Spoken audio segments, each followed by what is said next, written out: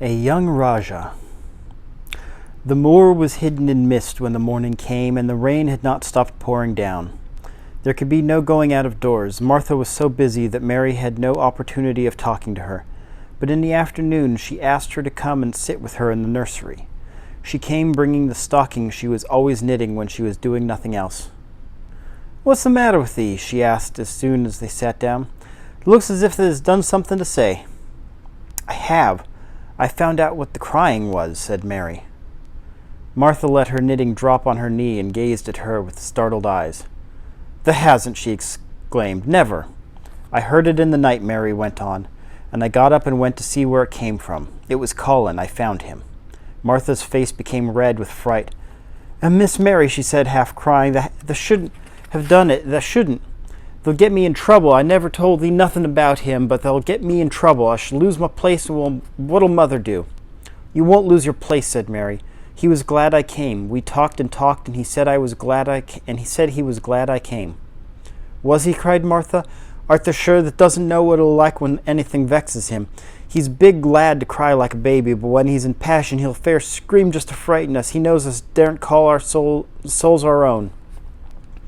"He wasn't vexed," said Mary. "I asked him if I should go away, and he made me stay.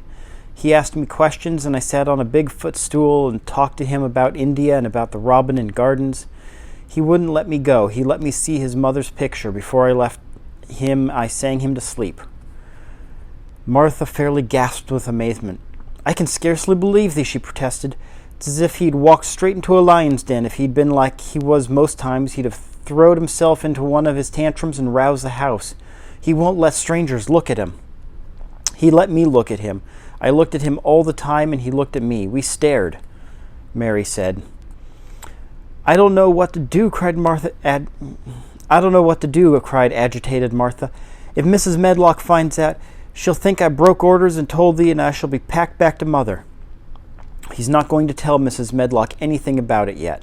It's to be a sort of secret just at first," said Mary.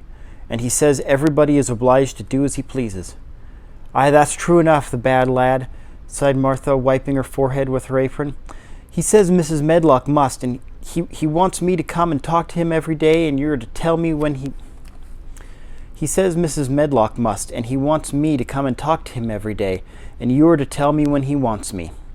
"Me?" said Martha. "I shall lose my place. I shall for sure." "You can't if you're doing what he wants you to do, and everybody is ordered to obey him," Mary argued. "Does thou mean to say," cried Martha with wide open eyes, "that he was nice to thee?" "I think he almost liked me," Mary answered. "Then they must have bewitched him," decided Martha, drawing a long breath. "Do you mean magic?" inquired Mary. "I've heard about magic in India, but I can't make it. I just went into his bedroom and was so surprised to see him I stood and stared. Then he turned around and stared at me, and he thought I was a ghost or a dream, and I thought perhaps he was. And it was so queer being there alone together in the middle of the night, not knowing about each other, and we began to ask each other questions, and when I asked him if I must go away, he said I must not." "The world's coming to an end," gasped Martha. "What's the matter with him?" asked Mary. "Nobody knows for sure and certain," said Martha. "Mr. Craven went off his head like when he was born. The doctors thought he'd have to put him in an asylum. It was because of Mr. Craven died, like I told you. He wouldn't set eyes on the baby. He just raved and said he'd be another hunchback like him, and it'd be better die." "Is Colin a hunchback?" Mary asked. "He didn't look like one." "He isn't yet," said Martha, "but he begun all wrong. Mother said there was enough trouble and raging in the house to set any child wrong. They was afraid of his back was weak, and they always been taking care of it, keeping him lying down and not letting him walk. Once they made him wear a brace, but he fretted so he was downright ill. Then a big doctor came to see him and made them take it off. He talked to the other doctor quite rough in a polite way. He said there'd be too much medicine and too much letting him have his own way." "I think he's a very spoiled boy," said Mary. "He's the worst young nowt as ever was," said Martha. "I won't say he hasn't been ill a good bit. He's had coughs and colds that's nearly killed him 2 or 3 times. Once he had a rheumatic fever, and once he had typhoid. Miss Medlock did get a fright then. He'd been out of his head, and she was talking to the nurse, thinking he didn't know nothing, and she said, "He'll die this time for sure enough, and best thing for him and for everybody." She looked at him, and there he was, with his big eyes open, staring at her, and as sensible as she was herself. She didn't know what happened, but he just stared at her and says, "You give him some water and stop talking." "Do you think he will die?" asked Mary. "Mother says there's no reason why any child should live that gets no fresh air and doesn't do nothing but lie on his back and read picture books and take medicine. He's weak and hates the trouble of being taken outdoors, and he gets cold so easy. He says it makes him ill." Mary sat and looked at the fire. "I wonder," she said slowly, "if it would not do him good to go out into a garden and watch things growing. It did me good." "One of the worst fits he ever had," said Martha, "was one time they took him out where the roses is by the fountain. He'd been reading in a paper about people getting something he called rose cold, and he began to sneeze and said he'd got it, and then a new gardener as didn't know the rules passed by and looked at him curious. He threw himself into a passion. He said he'd looked at him because he was going to be a hunchback. He cried himself into a fervor and was ill all night. If he ever gets angry at me, I'll never go and see him again," said Mary. He'll have thee if he wants thee," said Martha. "Thou may as well know that at the start." Very soon afterwards the bell rang, and she rolled up her knitting. "I dare say the nurse wants me to stay with him a bit," she said. "I hope he's in a good temper." She was out of room about 10 minutes, and then she came back with a puzzled expression. "Well, the has bewitched him," she said. "He's up on his sofa with his picture books. He told the nurse to stay away until 6 o'clock. I'm to wait in the next room. The minute she was gone, he called me to him and says, 'I want Mary Lennox to come and talk to me. And remember, you're not to tell anyone. You'd better go as quick as you can.'" Mary was quite willing to go quickly. She did not want to see Colin as much as she wanted to see Dickon, but she wanted to see him very much. There was a bright fire on the... Mary was quite willing to go quickly. She did not want to see Colin as much as she wanted to see Dickon, but she wanted to see him very much. She did not want to see Colin as much as she wanted to see Dickon, but she wanted to see him very much. There was a bright fire on the hearth when she entered his room, and in daylight she saw it was a very beautiful room indeed. There was rich colors in the rugs and hangings and pictures and books on the walls, which made it look glowing and comfortable, even in spite of the gray sky and falling rain. Colin looked rather like a picture himself. He was wrapped in velvet dressing gown and sat against a big brocade cushion. He had a red spot on each cheek. "Come in," he said. "I've been thinking about you all morning." "I've been thinking about you too," answered Mary. "You don't know how frightened Martha is. She says Mrs. Medlock will think she told me about you, and then she will be sent away." He frowned. "Go and tell her to come here. She is in the next room," he said. Mary went and brought her back. Poor Martha was shaking in her shoes. Colin was still frowning. "Have you to do what I please, or have you not?" he demanded. "I have to do what you please, sir," Martha faltered, turning quite red. "Has Medlock to do what I please?" "Everybody has, sir." "Well, then, if I order you to bring Miss Mary to me, how can Medlock send you away if she finds out?" "Please don't let her, sir," pleaded Martha. "I'll send her away if she dares to say a word about such a thing," said Master Craven grandly. "She wouldn't like that, I can tell you." "Thank you, sir," bobbing a curtsy. I want to do my duty, sir." What I want is your duty, said Colin more grandly still. "I'll take care of you. Now go away." When the door closed behind Martha, Colin found Mistress Mary gazing at him as if he had set her wandering. "Why do you look at me like that?" he asked her. "What are you thinking about?" "I'm thinking about two things." "What are they? Sit down and tell me." "This is the first one," said Mary, seating herself in a big stool. "Once in India I saw a boy who was a Rajah. He had rubies and emeralds and diamonds stuck all over him. He spoke to his people just as you spoke to Martha. Everybody had to do everything he told them in a minute. I think they would have been killed if they hadn't. I shall make you tell me about Rajahs presently," he said, "but first tell me what the second thing was." "I was thinking how different you are from Dickon." "Who's Dickon?" he said. "What a queer name." She might as well tell him, she thought. She could talk about Dickon without mentioning the secret garden. She had liked to hear Martha talk about him. Besides, she longed to talk about him. It would seem to bring him nearer. He is Martha's brother. He is 12 years old, she explained. He is not like anyone else in the world. He can charm foxes and squirrels and birds just as the natives in India charm snakes. He plays a very soft tune on a pipe, and they come and listen. There were some big books on the table at his side, and he dragged one suddenly towards him. There's a picture of a snake charmer in this, he exclaimed. Come and look at it. The book was a beautiful one, with superb colored illustrations, and he turned to one of them. Can he do that? He asked eagerly. He played on his pipe, and they listened, Mary explained. But he doesn't call it magic. He says it's 'cause he lives on the moor so much and he knows their ways. Says he feels sometimes as if he was a bird or a rabbit himself. He likes them so. I think he asked the robin questions. It seemed as if they talked to each other in soft chirps. Colin lay back on his cushion, and his eyes grew larger and larger, and the spots on his cheeks burned. Tell me some more about him, he said. He knows all about eggs and nests, Mary went on, and he knows where foxes and badgers and otters live, and he keeps them secret so that other boys won't find their holes and frighten them. He knows about everything that grows or lives on the moor. Does he like the moor? Said Colin.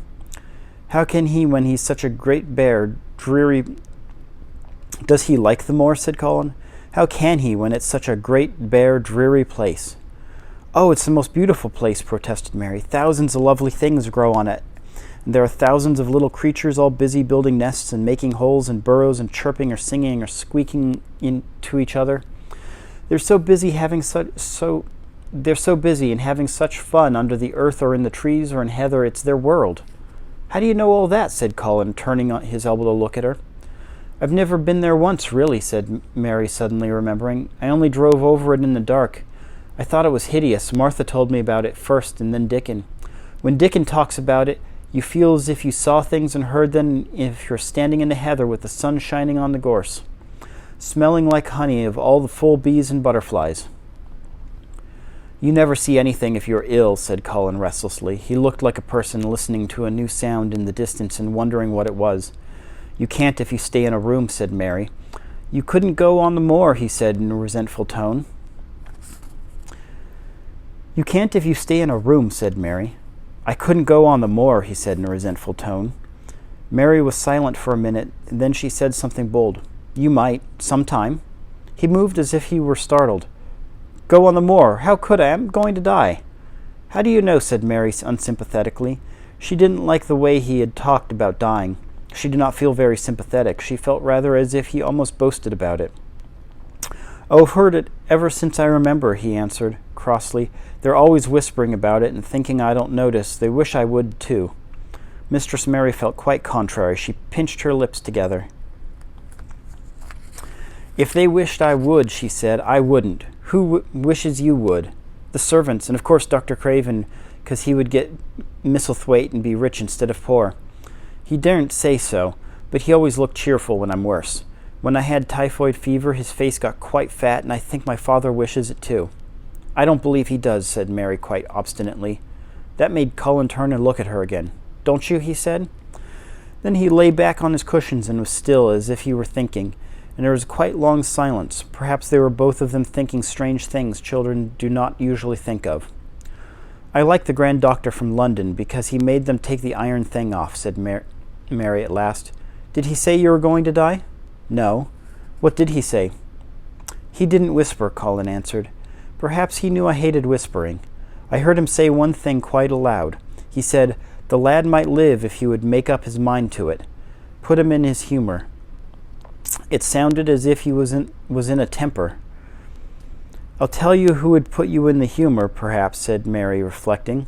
She felt as if she would like this thing to be settled one way or the other.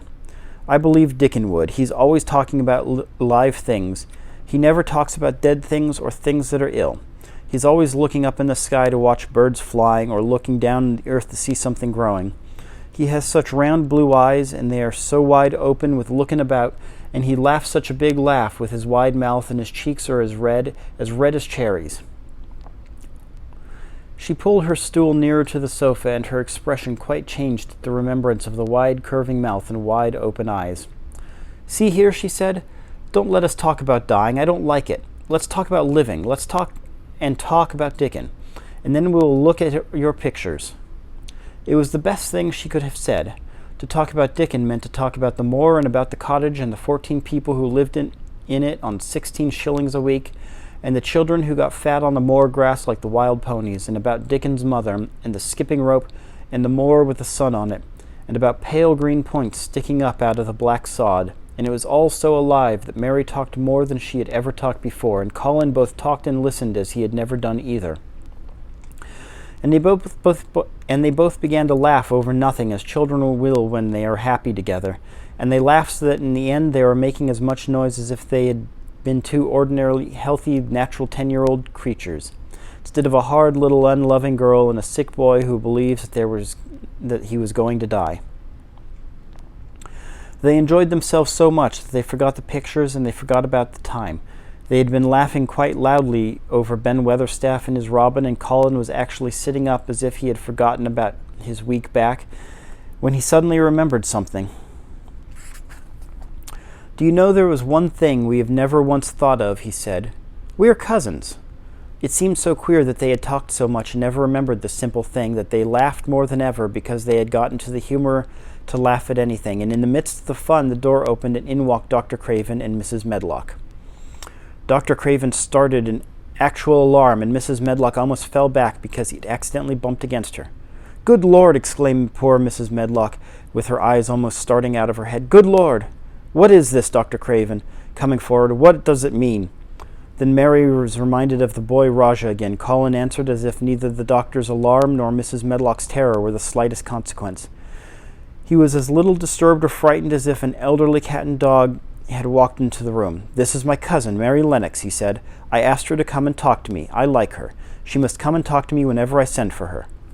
Dr. Craven turned reproachfully to Mrs. Medlock. "Oh, sir," she panted, "I don't know how it happened. There's not a servant on the place that dared to talk, though all over their orders. Nobody told her anything. She heard me crying and found me herself. I'm glad she came. Don't be silly, Medlock." Mary saw that Dr. Craven did not look pleased, but it was quite plain that he dare not oppose his patient. He sat down by Colin and felt his pulse. "I'm afraid there has been too much excitement. Excitement is not good for you, my boy," he said. "I should be excited if she kept away," answered Colin, his eyes beginning to look dangerously sparkling. "I'm better. She makes me better. The nurse must bring up her tea with mine. We will have tea together." Mrs. Medlock and Dr. Craven looked at each other in a troubled way, but there was evidently nothing to be done. "He does look rather better, sir," ventured Mrs. Medlock, but, thinking the matter over, "he looked better this morning before she came into the room." "She came into the room last night. She stayed with me a long time. She sang Hindustani song to me and made me go to sleep," said Colin. "It was better when I wakened up. I wanted my breakfast. I want my tea now. Tell Nurse Medlock." Dr. Craven did not stay very long. He talked to the nurse for a few minutes when she came into the room and said a few words of warning to Colin. He must not talk too much. He must not forget that he was ill. He must not forget that he was very easily tired. Mary thought that there seemed to be a number of uncomfortable things he was not to forget. Colin looked fretful and kept his strange black-lashed eyes fixed on Dr. Craven's face. "I want to forget," he said at last. "She makes me forget it. That is why I want her." Dr. Craven did not look happy when he left the room. He gave a puzzled glance at the little girl sitting on the large stool. He had become a stiff, silent child again as soon as he entered, and he could not see what the attraction was. The boy actually did look brighter, however, and he sighed rather heavily as he went down the corridor. "They are always wanting me to eat things when I don't want to," said Colin as the nurse brought in the tea and put it on the table by the sofa. "Now, if you'll eat, I will. Those muffins look so nice and hot. Tell me about Rajah's." "Now, if you'll eat, I will. Those muffins look so nice and hot. Tell me about Rajah's."